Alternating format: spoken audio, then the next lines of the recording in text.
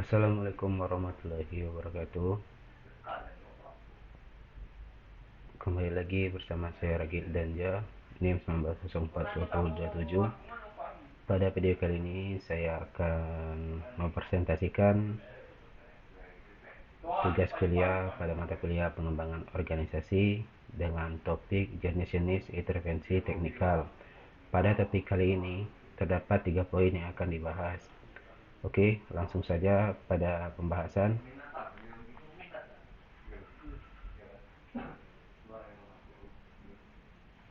Poin yang pertama yang akan dibahas yaitu pengembangan tim kerja, kedua sistem sosio-teknikal, ketiga yaitu peningkatan mutu karyawan. Sebelum memasuki pada poin pertama, lebih baik kita mengenal terlebih dahulu apa itu intervensi teknikal. Intervensi teknikal merupakan intervensi yang menekankan pada perubahan tugas-tugas yang nyata diselenggarakan oleh anggota organisasi dan proses teknologikal serta sarana yang mereka gunakan untuk menyelenggarakan tugas-tugas yang dipercaya oleh manajemen kepada mereka. Penggunaan intervensi teknikal ini adalah perluasan pekerjaan secara vertikal. Teknik penerapannya dapat dilihat di pertama, penggabungan tugas dengan tujuan agar pelaksanaan yang tadinya terbagi-bagi menjadi satu di tangan seseorang. Yang kedua yaitu penciptaan satuan kerja.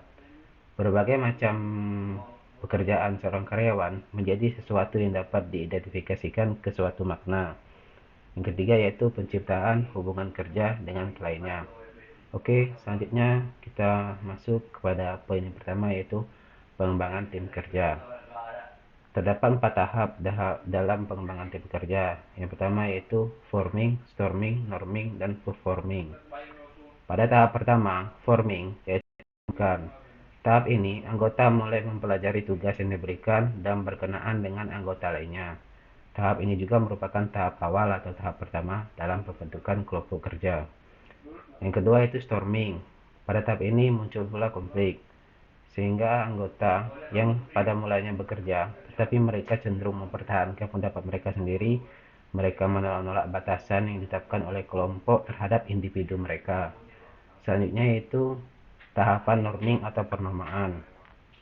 Pada tahap ini sudah terbentuk hubungan yang dekat antar anggota kelompok, sehingga mereka menetapkan aturan untuk menemukan cara komunikasi yang tepat demi mempermudah pencapaian tujuan yang diinginkan. Selanjutnya yaitu tahap performing atau kinerja. Tahap ini merupakan titik tertinggi di mana tim telah berhasil membangun sistem yang memungkinkan mereka bekerja secara produktif dan efisien. Yaitu sistem sosio-teknikal. Sosio-teknikal dalam pengembangan organisasi adalah suatu pendekatan untuk desain kerja organisasi yang kompleks, berarti mengakui interaksi antara manusia dan teknologi di lingkungan kerja.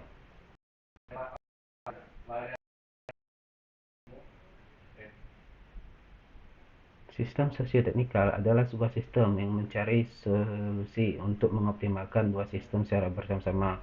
Yang pertama yaitu sistem teknik. Sasarannya adalah untuk memaksimalkan pemenuhan tugas organisasi atau institusi.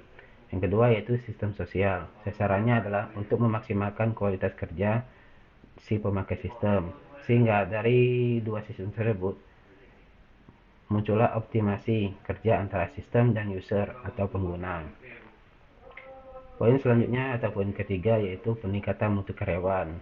Peningkatan mutu karyawan menjadi hal pokok yang perlu diberlakukan melalui kegiatan analisis masalah karyawan, komunikasi, pelatihan, pengembangan, motivasi, dan kedisiplinan.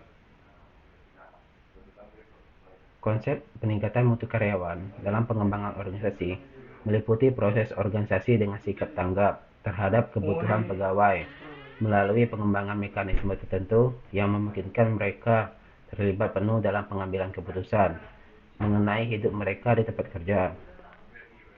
Faktor yang mempengaruhi kinerja dari karyawan atau sumber daya manusia yaitu meliputi dua faktor. Yang pertama faktor intrinsik yang terdapat dalam individu karyawan, meliputi tingkat pendidikan, pengalaman kerja, keterampilan, dan motivasi untuk berkembang. Yang kedua yaitu faktor intrinsik atau yang berpengaruh dari luar, yaitu meliputi lingkungan keluarga, ekonomi, sosial budaya, sampai lingkungan belajar, termasuk pula dalam hal perkembangan teknologi.